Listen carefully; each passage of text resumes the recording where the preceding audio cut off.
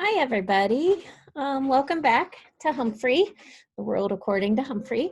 We are now on chapter 11, TV or not TV. Wow, Friday was a great adventure because AJ took me on the school bus. It was noisy and smelly and very, very bumpy. And just about everyone on the bus wanted to get a good look at me, including the driver, Miss Victoria.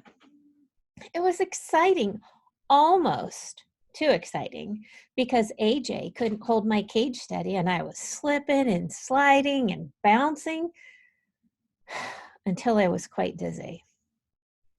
Sorry, Humphrey, I'm trying to hold still, said AJ as he told me as someone bumped his elbow and sent me sprawling on the floor of my cage. It's all right, I squeaked. The bus let us off close to AJ's house. It was a 2-story old house with a big porch. As soon as I entered, I got a warm welcome from AJ's mom, his younger brother Ty, and his little sister Deely, and his baby brother Bo. Anthony James, introduce us to your little friend, his mom said, greeting us. Anthony James? Well, everybody at school called him AJ. Oh, by his initials. This is Humphrey, he answered. Well, hello, Humphrey, said Mrs. Thomas. So how was your day, Anthony? Lousy. Garth kept shooting rubber bands at me. He won't leave me alone. But you two used to be friends, his mother said. Used to be until he turned into a jerk. Mom patted her son on his shoulder. Well, you've got the whole weekend to get over it. Now, take Humphrey into the den and let him get settled. Mrs. Brisbane called him, lower your voice, AJ, because AJ always talked extra loud in class. I soon noticed that everybody at AJ's house talked extra loud. They had to because in the background, the TV was always blaring. Now, every house I've been in so far has had a TV. Even Miss Mac had a TV, and I enjoyed some of the shows that I had seen with her. There's one channel that has nothing but the most frightening shows about wild animals attacking one another. And I mean wild, like tigers and bears and hippopotamus. I hope that's not on our vocabulary test in the near future. Those shows make me appreciative of the protection of my cage, as long as the lock doesn't quit. There's another channel that only has people in funny looking clothes dancing and singing in very strange places. It makes me glad that I have a fur coat and don't have to figure out what to wear every day. Mostly, I like cartoons. Sometimes they have mice and rabbits and other interesting rodents, although I've never seen a hamster show. Not yet. Anyway, the difference at the Thomas's house is that the television is always on, all the time. There's a TV on a table across from a big comfy couch and a big comfy chair, and someone's always sitting there watching. I know because they put my cage down on the floor next to the couch. I had a really good view of the TV. I couldn't always hear the TV, though, because AJ's mother had a radio in the kitchen. She was blaring it most of the time while she cooked and did crossword puzzles and talked on the phone. No matter what she did, the radio was on. When AJ's dad came home from work, he plopped down on the couch and he watched TV while he played with the baby. Then AJ and Ty plugged in some video games and played while Dad watched. Deely listened to the radio with her mom and danced around the kitchen. When it was time for dinner, the whole family took plates, sat in the den, and watched TV as they ate. And then they watched TV a little bit more. They made popcorn and kept watching. Finally, the kids went to bed. The baby first, then Dealey, then Ty, then AJ. After they were all in their rooms, Mr. and Mrs. Thomas kept watching TV and ate ice cream. Later, Mrs. Thomas yawned loudly. Oh, I've had it, Charlie. I'm going to bed, and I suggest you do too. But Mr. Thomas, he kept watching TV. Or at least he kept sitting there until he fell asleep on the couch, and I ended up watching the rest of the wrestling match without him. Unfortunately, the wrestler I was rooting for, Thor of Glore, lost. Finally, Mr. Thomas woke up, yawned, flicked off the TV, and went upstairs to bed. Oh, peace at last. But the quiet only lasted about 10 minutes. Soon, Mom brought Bo downstairs and gave him a bottle while she watched TV.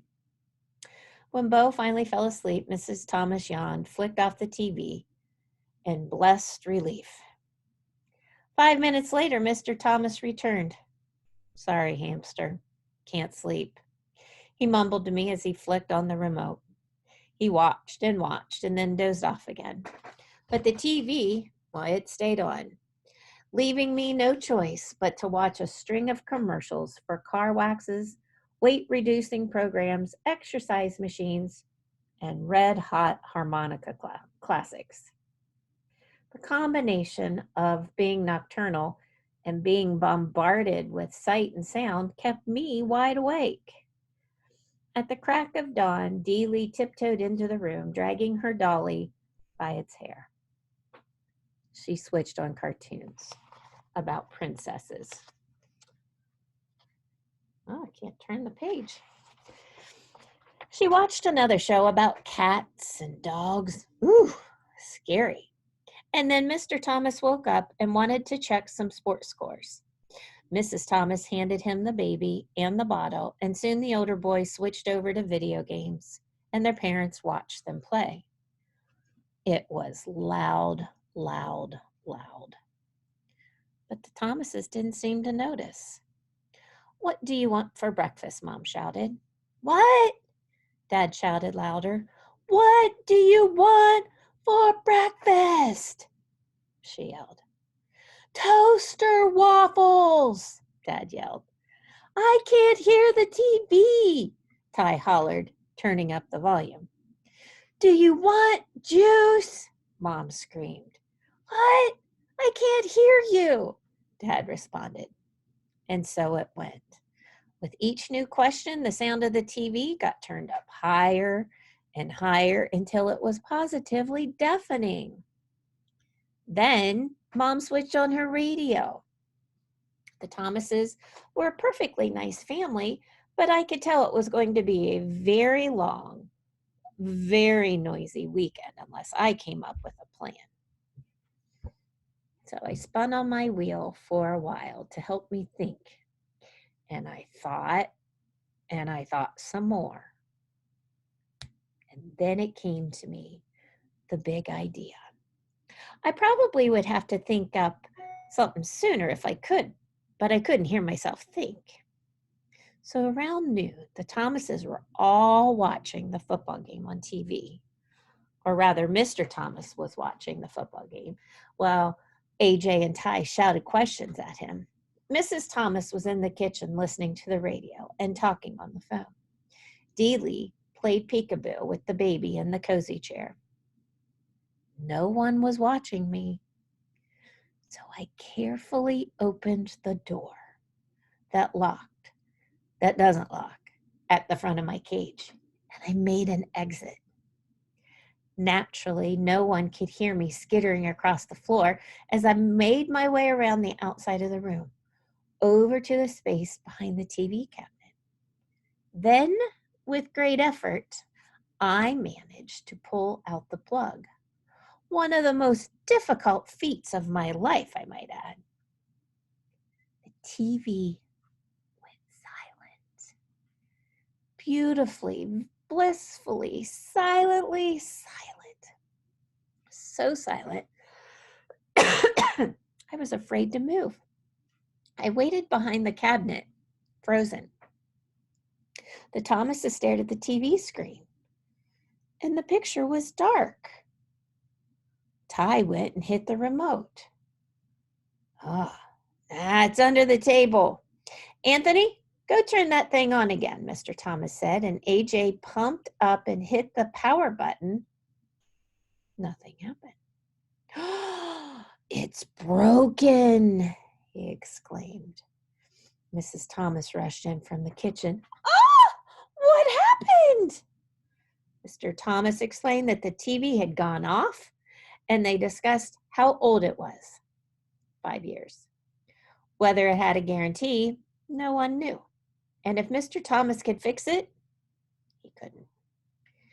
Everything was fine, and it went off, just like that.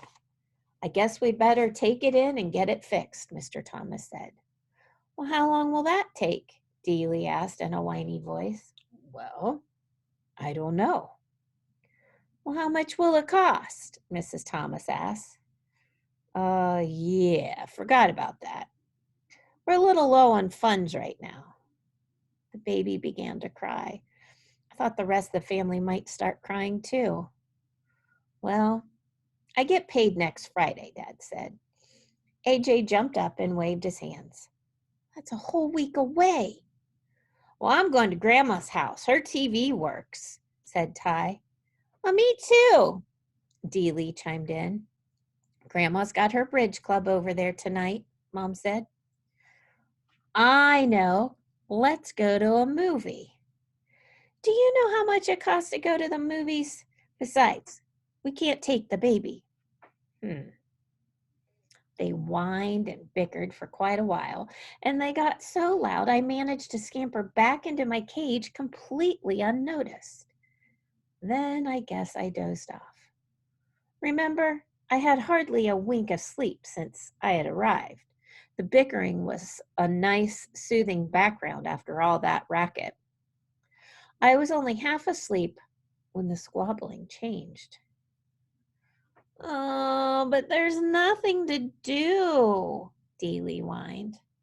Nothing to do, her father chuckled. Girl, my brothers and I used to spend weekends at my grandma's house, and she never had a TV. Wouldn't allow it. Well, what did you do?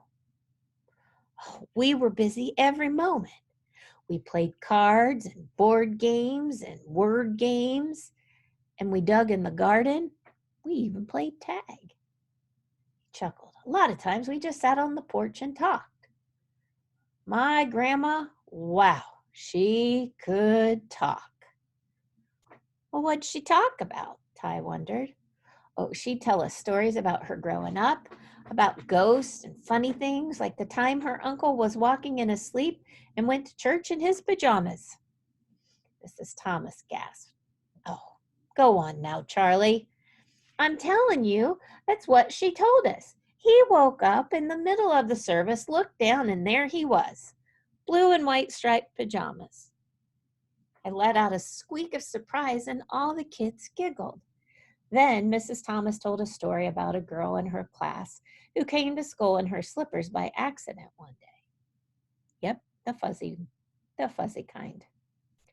They talked, and Dad got out some cards, and they played this card game called Crazy Eights, and another one called Pig, where they put their fingers on their noses and they laugh like hyenas. When Bo fussed, they took turns jiggling him on their knees. After a while, Mrs. Thomas gasped, Goodness sakes, it's an hour past your bedtime. The children all groaned and asked if they could play cards tomorrow. And in a few minutes, all the Thomases had gone to bed, and it was quiet, quiet, quiet for the first time since I had arrived. That is the end of chapter 11. So there you have it.